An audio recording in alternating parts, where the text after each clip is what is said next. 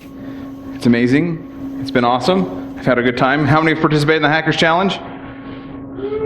Woo, I got 2 of you. I'm up to 26 this year. I've been in the top 10 the last 4 years, so I'm hoping to find some spare minutes this morning. How many of you are virtualization admins and that's all you do? I got Ben here, one of my good friends.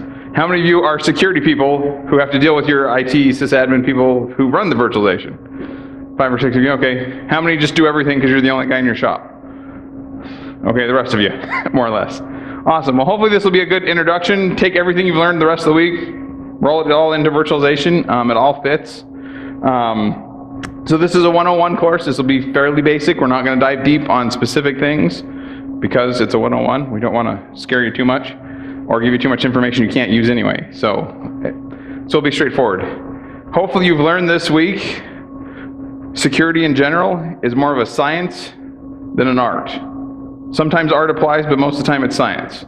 We come up with a hypothesis, we use a scientific method, make a hypothesis, go through, test, verify that we either got the results we expected or didn't, modify our hypothesis, run it again. It's an iterative process. The art part here, everybody knows Bob Ross, right? I'm speaking to an old enough audience. I teach this at school to college students, and they're like, they don't know who Bob Ross is because they're all too young at this point. Fun artists like painting trees. Very methodic about his process. But the science part we're looking at is the hard facts, not the, I feel it should be this way. We're talking about hard facts here, and that's kind of what we'll talk about today. But first we'll start off with the art. The art of actually doing security, the art of virtualizing security. This is all operational guidance, things that you should do in your environment, regardless if it's virtual. Kind of covers across the board, but these would be specific. So the first one, segmentation. Segment your networks. Don't put your vCenter server or your Citrix management server on the same network as the web server that sits next to it that it's hosting, that it's managing. They crack your web server, now they've cracked your management. They pivot across, really easy. So segment your networks just a little bit. Really, all your virtual hosts and your virtual management should all be completely isolated, should not have public accessible connectivity. They can connect out to get updates and stuff, but not connect directly in from the outside. If your Windows system gets compromised, they pivot over to your virtual management. If you're running vCenter on Windows, look out for that little caveat of Windows. If you're running the appliance, it is locked down a little bit better for vSphere.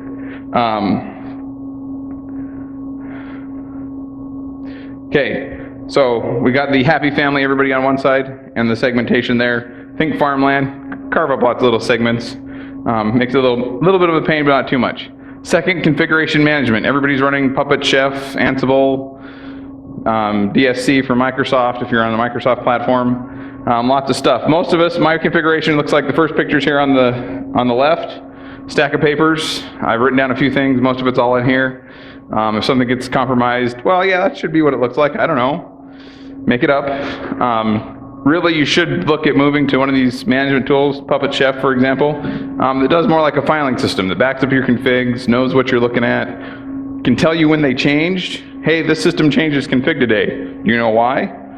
Now you have a way to at least go start investigating what might have changed. If your admin's in there making changes, okay, you have a reason why. He's legitimately making changes. If you're running vCenter and you have a Enterprise Plus license, there's a cool thing called host profiles. They're a little tricky to get set up, but fairly straightforward. You take a host that you have running, you export the host profile from that, and then you can tell all your other hosts to apply the same profile. You now have a baseline config. You can actually go in and look at the profile. There's a part in vCenter and where you can go look at what that's set up as, and you can go make a few adjustments as you need to make them. But it really defines what the host looks like. If you're cool enough to have moved to auto-deploy from vSphere, it requires that feature. Every time your host boots, it reconfigures the system based on that profile. But it's a really good filing system. So find some configuration management. Probably going way too fast, and we're going to get done way early. Everybody's ready to take a break, right? Ben? So the Microsoft Management Tool, it's kind of new. It's in PowerShell 5. Well, it came out in 4, but it's in 5. It really gets big in 5. Desired state configuration, DSC. It's going to be really popular next year with Server 2016 and Hyper-V and Nano Server and all that kind of stuff. But it's a cool tool for the future. Okay, so configuration management. Do some. Get better at it. It's a place of improvement. Number 3, who has Splunk or Kibana or Logstash or some other way to put your logs somewhere else besides the server they're on? Okay, a couple of you, 4 of you, 5 of you. Find something. There's a lot of free tools. There's a collection of tools called Elk Stack. You can go Google for that. ELK, like the animal some of us should be out hunting. It just moves them off the box. Syslog, great tool. Get it off the box. You can't analyze it when the box reboots because it was attacked and all those logs just disappeared because they're all stored in memory, especially for ESX. Log them off somewhere else. You can set up alerts with some of these tools so as they see things happen. Hey, I just got 4,000 login requests. That could be a problem on a regular day. You shouldn't be seeing that many login requests coming, so you can set up some monitoring on the logs that are off that box. And also centralize it. If they're all in one place, it's easier to monitor. It's easy to go look at that repository of data. They're not logged all over. So these images stuck out to me. Most of my logs look like a log file. They're just thrown somewhere. Usually they're not even off the host. I can't do anything with them because I have to go to each host to find out what happened. If it's a multi-host problem, I have no way to correlate any of that data. I have to manually go pull all the logs. Again, vSphere has a nasty habit of just dumping them out of memory when it reboots, and so you miss everything. But put it in a log tool where you can then slice and dice it however you want. Even the Bark's got good stuff in it to use. Patching. Who here likes to patch? We heard Seth's talk on Monday about patching. Excellent talk. I think most of the time our patching looks more like the demolition derby here. Haphazardous, one off. This one gets this fixed, that one gets that fixed. We're not sure where anything's at. Kind of a mess.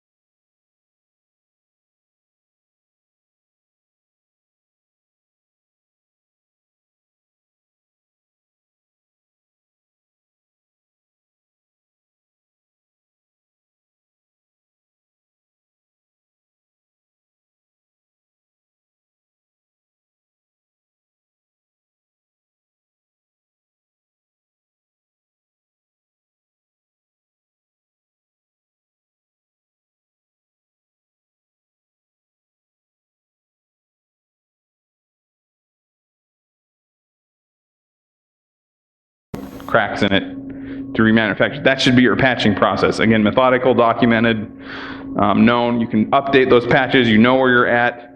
Again, a logging issue. If you've logged the log that said, hey, we're patching today, now you know when that patch was applied and you can actually keep track of where things are at. Yeah, so if you don't patch, I can't fix your problems. A lot of fixes get rolled in with the patches, unfortunately.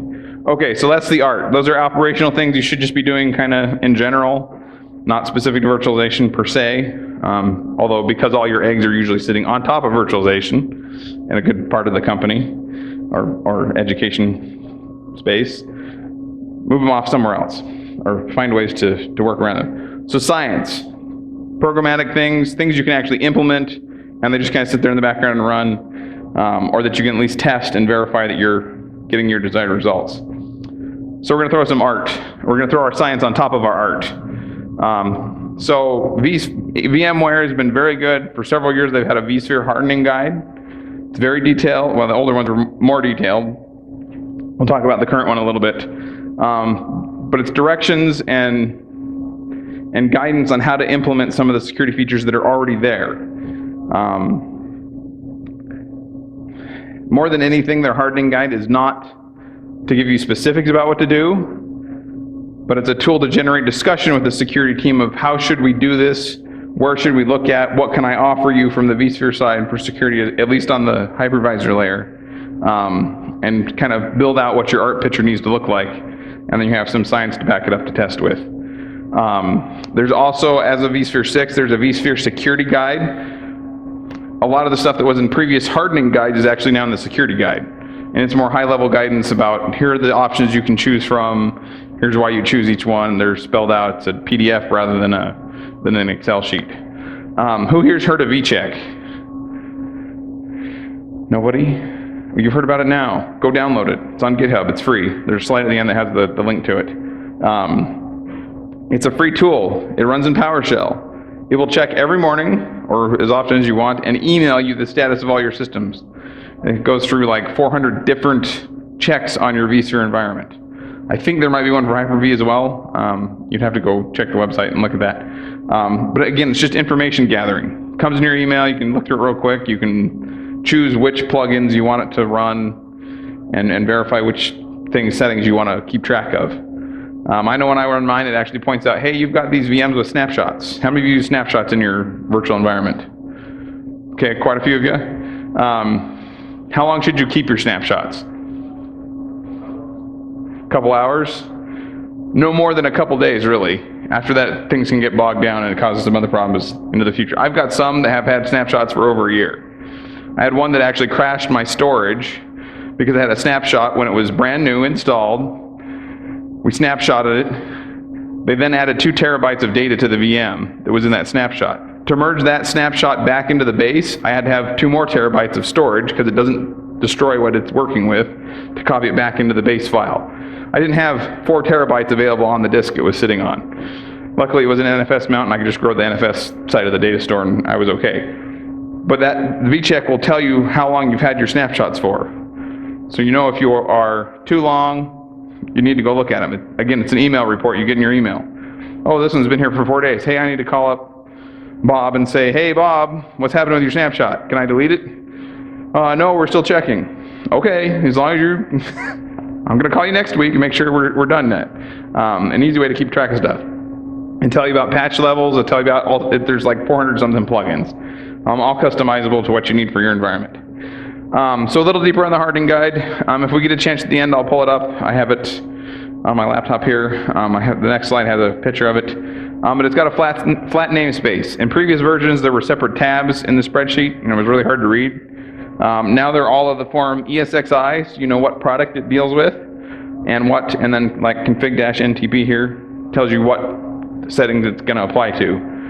It gives a brief description, lists the risks of modifying or changing the setting. And then at most of the spreadsheet, we're talking like cells Z and AA and AB. It's a really wide table. Tells you how to run the PowerShell script or CLI commands to go make changes to that setting. This is very useful. How would you set this on 50 hosts? Ben takes 10, I take 10, Mark takes 10, and we all go do it our own way. Yeah, that's not really, again, we're back to configuration management here. If we each do it a different way, how do we know it's all set the same? Also have Git methods, so you can go ask your ESX host, hey, what's your setting for this? And you can just report on that and say, these are all the same, this one's different. Now you know which box you need to go look at. So most of them are automatable. Oh, that's a fun screen. Okay, so here's kind of what the hardening guide looks like. They did a nice job of alternating several colors here. Again, ESXi-.config-ntp, risk profile level, depending on your tolerance for risk. If you are a level 3 risk profile, we are talking about the NSA, the FBI, that has 0 tolerance for any risk at all. So this one actually fits in all categories. 1, 2, and 1 is kind of, I'm a little worried, but not paranoid yet. 2 is somebody's paranoid and I got to secure it because they told me to. So those are kind of the risk profiles. It gives a definition there, and then a lengthy explanation of what the setting's supposed to do. Again, further across the sheet there are the other detailed ones. Actually, I think I chose these three things because the one in the middle there in the white cells is config-persistent logs. Again, you can tell it to write persistent logs, but you have to go tell it where to write them. By default, it picks scratch space that disappears on reboot. But it tells you how to go change that and where to verify those settings. So it's very useful. Okay. So the art side of it here, the operational side. This is the security guide now. It talks a lot about security hardening. I chose this one for the network layer because it talks about the segmentation in your network. how to segment things, where to put things, the certificates that are on the hosts, that are on different components, single sign-on, how to harden that, how to build it out. User roles. Who uses roles in their vSphere environment? Sorry, I'm very vSphere centric. That's what I spent most of my career working on. Use more roles. A user can be assigned to more than one role, or a group can be assigned to more than one role.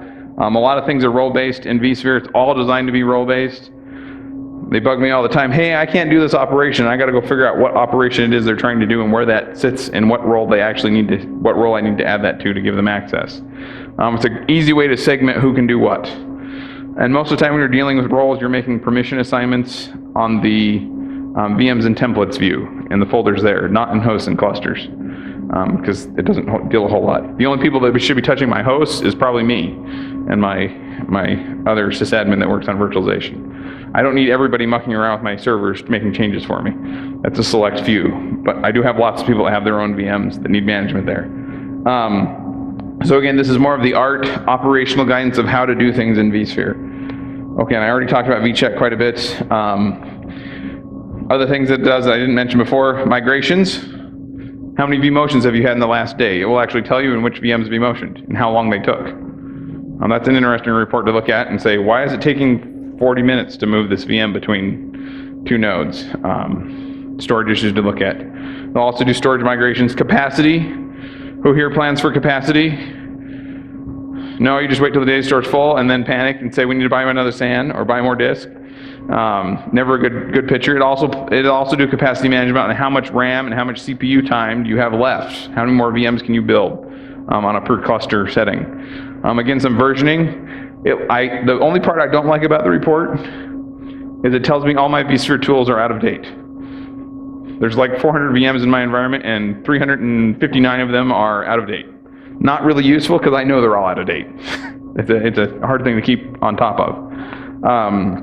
Any warnings that vSphere has done, it'll tell you about alerts. So you don't have to log into the console to see what alerts have happened. It'll tell you what alerts have popped up and what they apply to. And then some storage stuff. So here's just again, a slide about vCheck. This is kind of what it looks like. Sorry, I blobbed out my host names. Don't want anybody, somehow getting into my environment and then pivoting onto these systems because they know what they are now. The middle box there, VM ballooning. If you're short on RAM, VMware will balloon some memory away from each VM. Tells you which ones are being affected by how much. The bottom green bar there, it says VMs has less than 1 gig of RAM assigned. Maybe you don't care, maybe you do care, maybe you want to go change the value to 2 gigs. Maybe you want VMs more than 2 gigs assigned, depending on your environment. But it gives a nice little report. That one's actually on VM hard drive space now that I look at it a little closer. Tells me there's 13, tells me how much space is free. I don't have to go log into every VM and see that they're out of space. It's usually easier to grow the hard drive before Windows starts having failures because it ran out of disk space. So interesting things like that. Any questions so far on any of that operational or science or any of the RT stuff in there? Okay, so I just went to VMworld in September, 1st of September. It was really awesome. I had a good time. I didn't actually get to go see the session in person, but I watched it on replay, and it stuck out to me that it really fit here in 101. What's your biggest, those of you out there that do vSphere or secure your admins who are managing vSphere, what's your biggest fear? Anybody? What's your biggest fear? And you're all asleep.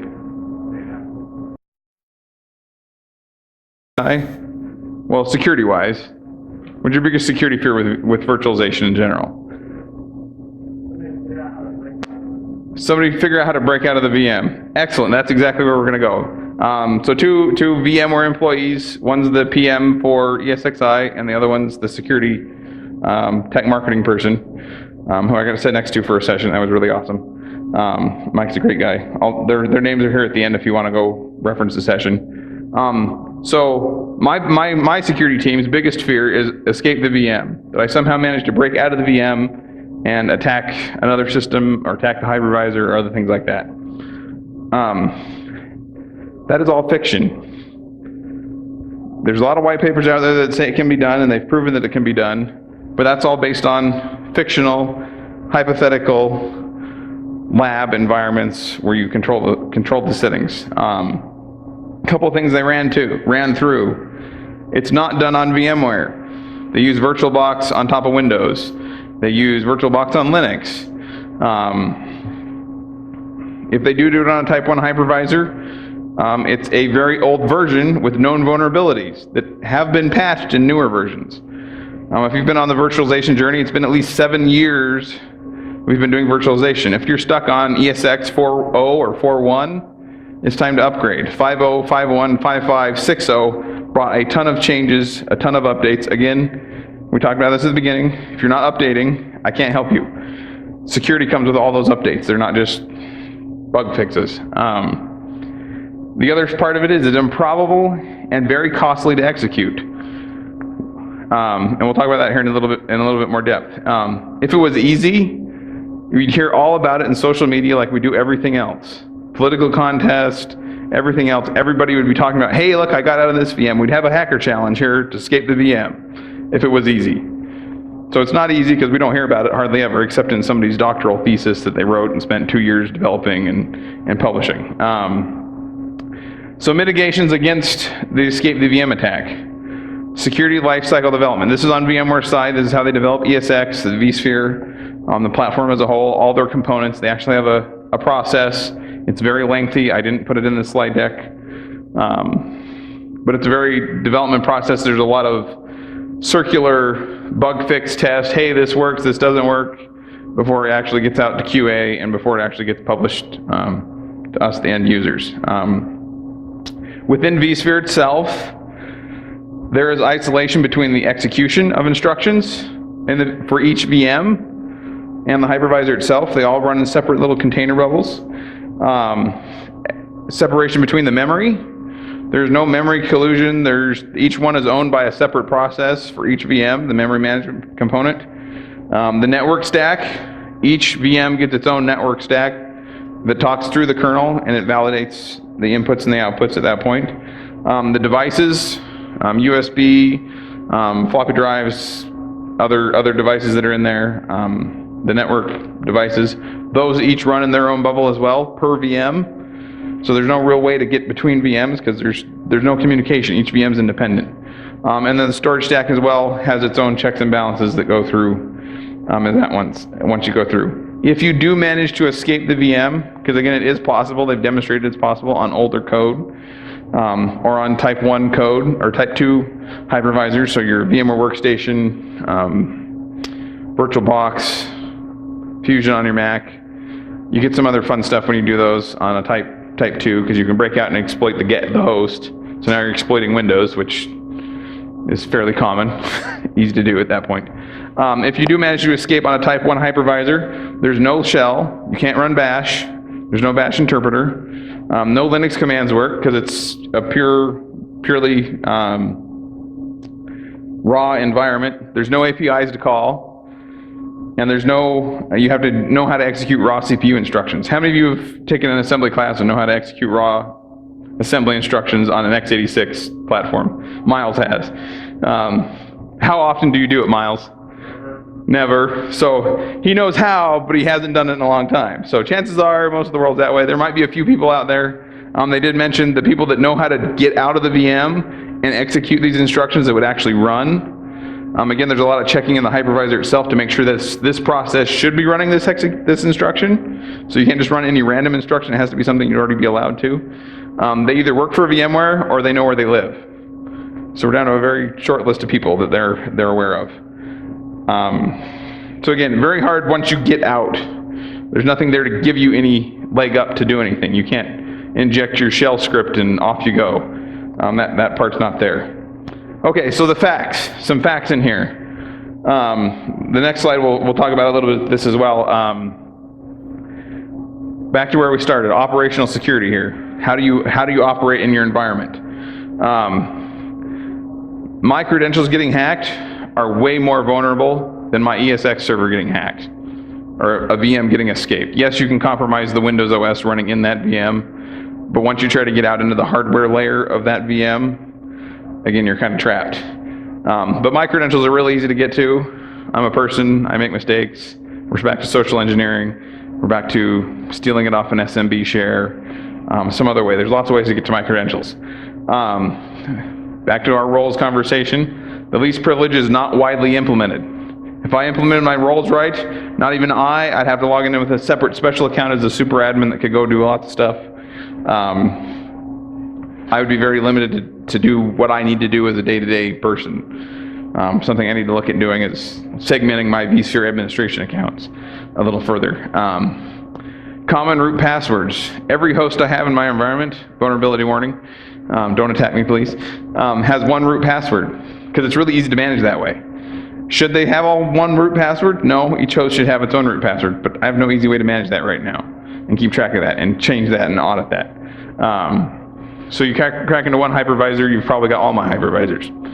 Of course, one's usually enough to get you where you want to go. Again, compromise the admin to get access to the rest of the infrastructure. If you compromise my account, you not only own my vSphere, but you own a bunch of the VMs that run on top of the vSphere that have access to other things. You can get in the domain controller.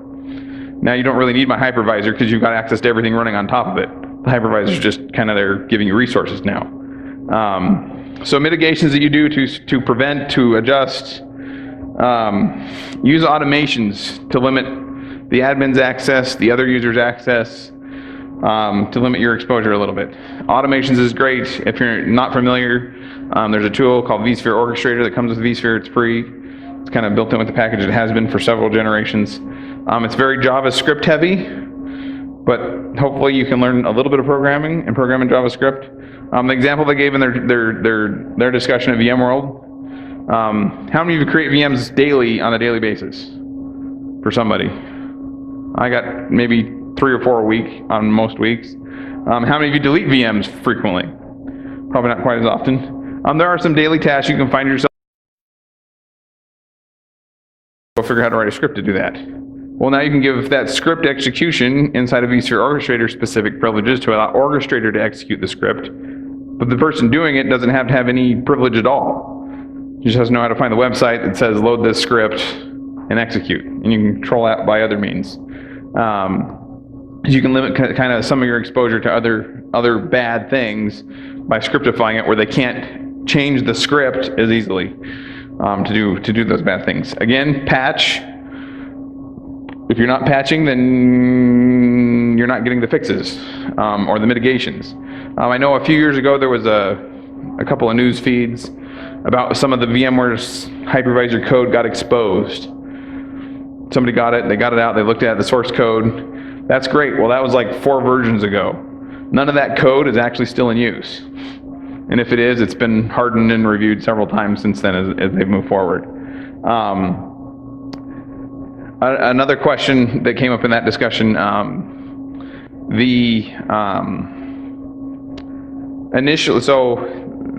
Mike mentioned that he had somebody asked him a question. So how much of my memory management and other parts of those that we broke out on the VM, how they're isolated, in the past, those were all done in software. And hopefully you've all learned this week that software is vulnerable. We're human, we write bad software. There's lots of holes. In the past, it was done in software. Since then, Intel has added instructions to the CPU to offload some of that software, so it's now done in hardware. We've enhanced the security. It becomes really, really easy.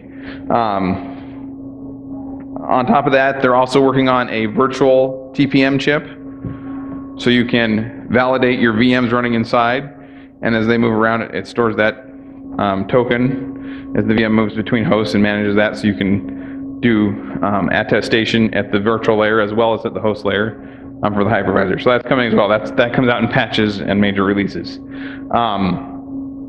And lastly, secure management interfaces appropriately. This was back to item 1, segmentation. I'm actually looking, one of the tasks to do when I get back to my office next week is enable 2-factor authentication for my vSphere instance. I'm going to have a proxy server that knows how to do the 2-factor authentication, and my LDAP from my vCenter server is going to look at that proxy server. You won't know you're getting 2-factored until it pops up on your phone and says, hey, you need to sign in again. through this other mechanism to validate your account that you're actually wanting to sign into your vSphere. So again, do some extra security there appropriately.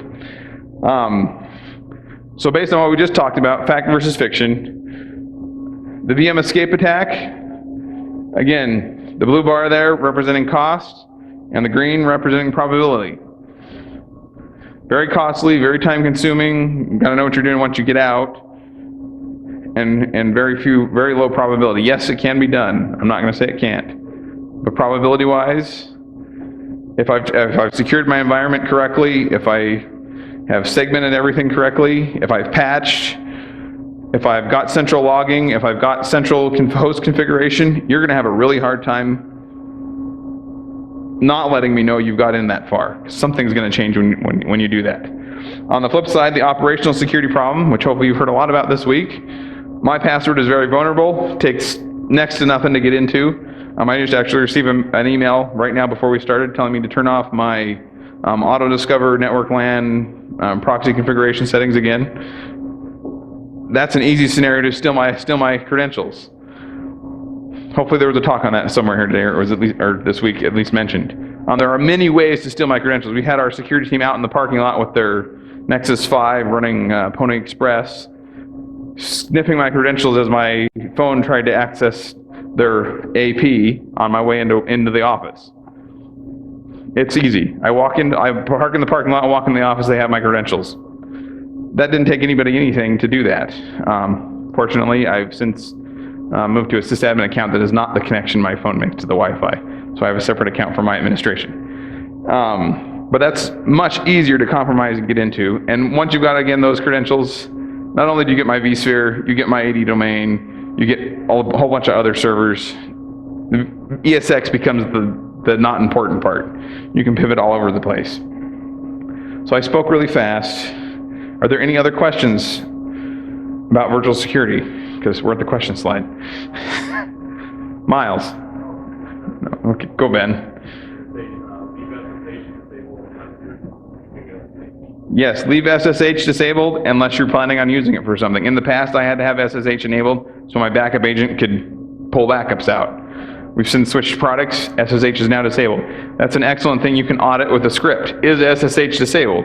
There's actually a warning by default in vSphere that shows up on your host that says SSH is enabled. But if you had a script that ran frequently, you'd know right away if it somehow got turned on. There's actually another setting in vSphere to disable that warning.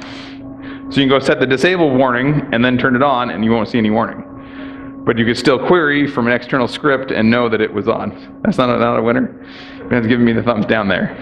So when I had it turned on for my backup agent, I didn't want to see the warning because I knew it was on. It was intentionally on. But now that I'm not using that, I want to know. But somebody, the attacker, could disable the warning and then turn it on.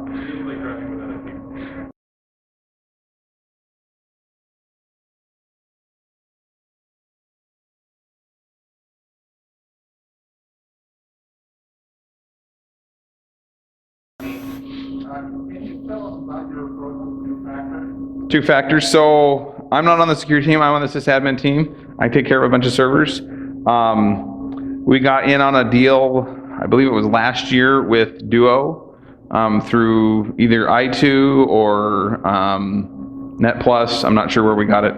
But we got that really cheap at the time. Apparently that deal has since expired and they're not offering cheap licenses to everybody. So in general, for most of the Windows servers, we've put the Duo agent on there for RDP and local login. It jumps in the Windows authentication chain. So that works for most things. We do phone calls. We've got plenty of tokens for that.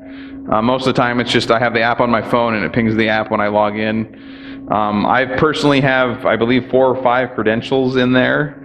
So if any of my accounts try to get logged in, I have to touch my finger or approve it in some means with my phone.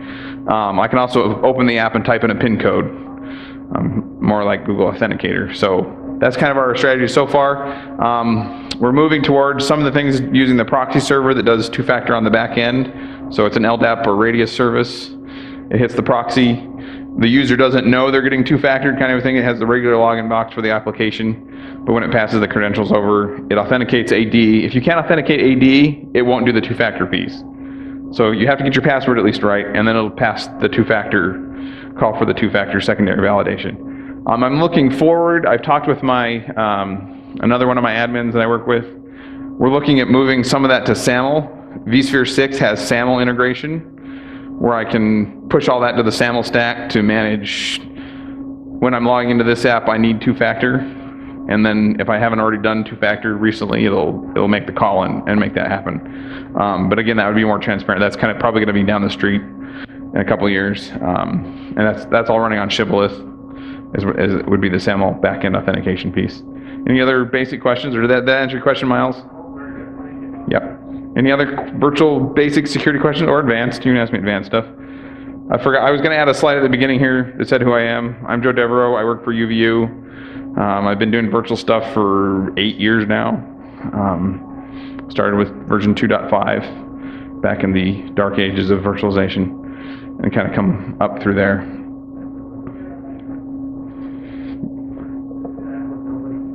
No one trusted it. Yeah, it was kind of, well, I was in a different department then. It was kind of a science project for us. It gave us a few features. We lost our license though, and we had to move to Virtual Server 2005 from Microsoft, and that one was iffy.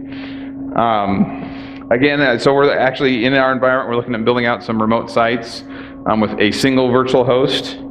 That does pose a small patching problem, because to patch the host, I have to take all the VMs down. That's kind of where I was with the Virtual Server 2005. I had to take the host down because I don't have any redundancy. There's no cluster failover. It is the only host. In those scenarios, it's just comes scheduled downtime. Sorry, Sunday night, over Thanksgiving, your servers are all going to be down for 20 minutes while I patch my host and get that up to date. Nothing can't be overcome with some scheduling. So just for reference, for those on the video feed, if they can read the text.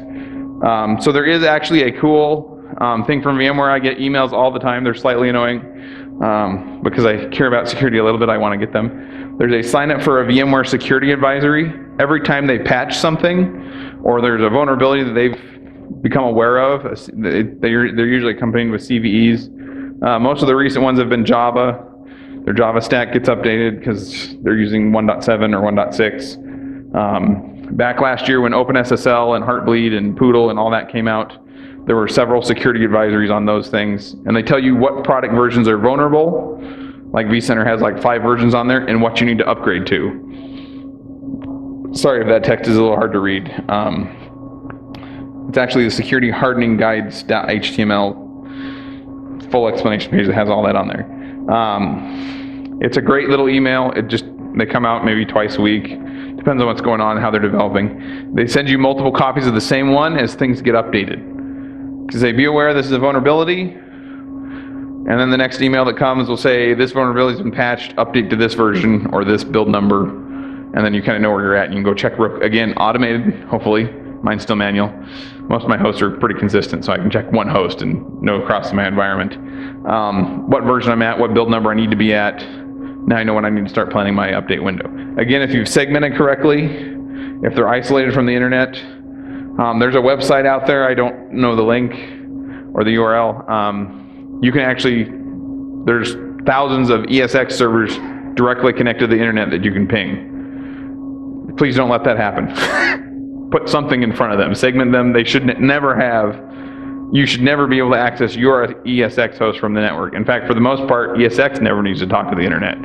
That should all be local. Your vCenter, if it's on Windows, you need patches. vCenter 6 appliance actually has a way for itself to reach out and download the patches for itself.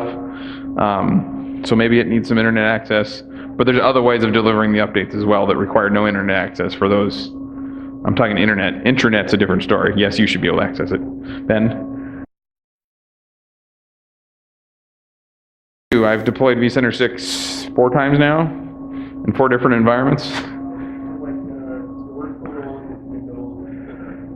Okay. Looking at compliance, most of the time I patch them pretty regularly, but as far as patching doesn't happen at all. How often would you say that patching your appliances versus So just for everybody else who can't hear Ben up here in the front row, some of us are still on Windows servers running vCenter. We patch those fairly regularly because Windows has been pretty consistent, although Patch Tuesday is now gone, so it's kind of a decide your own day of patching. And ESX has patches somewhat frequently as well for those. The same patches that come out for the Windows version come out for the appliance version. They're not quite as frequent. I think there's 2 since 6 shipped in March. So there's only been 2 updates for the appliance. This gets into a larger discussion of appliances versus build your own. If the vendor has done the appliance correctly, which I believe VMware has, they've stripped out a lot of the parts they're not using. It's dedicated to what it needs to do and has just those tools, kind of like the hypervisor. So there's less patching to do. If anybody remembers the good old days of ESX, 4.0, 4.1, I think 4.1 was the last one I actually deployed. When you'd get the patch update list, it was like 30 or 40 or 50 patches every time because they were patching Linux and libxml and SSH and OpenSSL, and there was a whole stack of stuff. Since ESXi, you go look at the list, there's like maybe 2 or 3. One of them is the VMware Tools package. One of them is the base configuration for ESXi, the base code that includes the hypervisor and all of its components and the different parts there, and that's it. I can't think what the third one is. It's usually not really, maybe it's a network driver or something. But those are usually the 3 updates that come out, and that's it, because that's all there is. And the appliance is the same way. They usually come in a bundle if you're downloading it yourself and you just upload the bundle and it patches whatever it's got to patch. Now the vCenter appliance does have a few more things running because it provides more services. It actually has Apache, or not Apache, Nginx. There are other components in there that it needs to do its web app, the certificate store, stuff like that. Brian.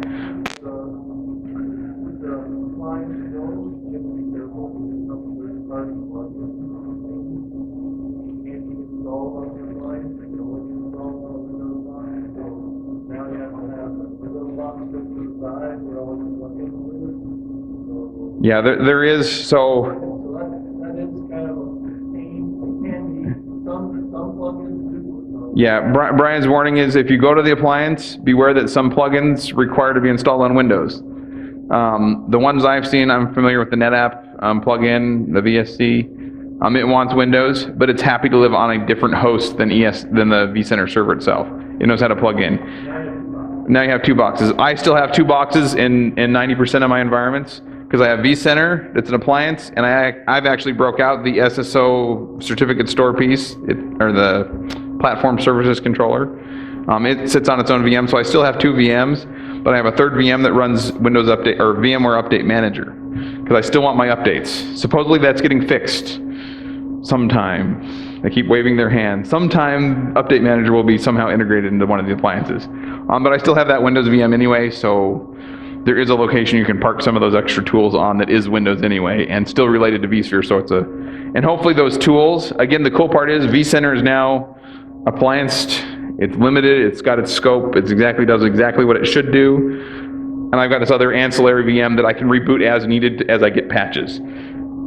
That's less of I don't have to take my whole infrastructure down, it's just all the accessories get rebooted kind of more often maybe as they need it, or updates, or other tools are not associated with the core component. Be like rebooting your network. Well, I don't really want to reboot the whole network, but I don't mind rebooting a server that hangs off that only affects a subset of services. Any other virtualization questions, security? You can branch off into other things as well. I still got 5 minutes at least. Mark. Early next year, I know VMware is using for security and on the So the east-west traffic between ESX or between guests? It was guests. So they do have, that's kind of their SDN play. They're going to call it, it's called NSX. That's all guest traffic management. Does that not sound right?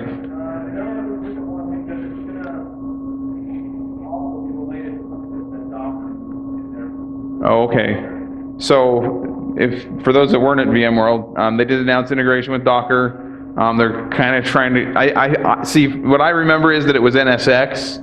You implement NSX and it does micro-segmentation at the network layer, where you can just go define these VMs can talk to each other, and these external sources can talk into this VM, and that's kind of all there is. It's a firewall per host. And what's cool about those firewalls on the security side is they are attached to the VM. So wherever the VM goes, that firewall policy travels with it. It's not at the border, it's not at an edge, it's not on a physical device. It has to trombone, go out, and come back to actually do its job. And that kind of works with the SDN stuff too. Because Docker and the other container systems running natively on VMware, I think they just plug into that as another, these VMs based on this image are plugged into this network and do these things. I can't maybe answer Mark's question exactly, but SDN is going to be big, especially in the virtual space whenever it gets here. I keep trying to push my people, like, we need to start looking and doing and implementing this, because it solves a lot of other things. Again, segmentation was number 2. It becomes really easy to segment all sorts of things. I don't have one IP space with everything on the network, east-west, able to collaborate, connect. It's now down to just the things that collaborate with each other. Photon. So no, Photon is the lightweight Linux container, along with Lightwave. I get Photon and Lightwave confused. One of them is the container for the Docker stuff, but it's not an actual.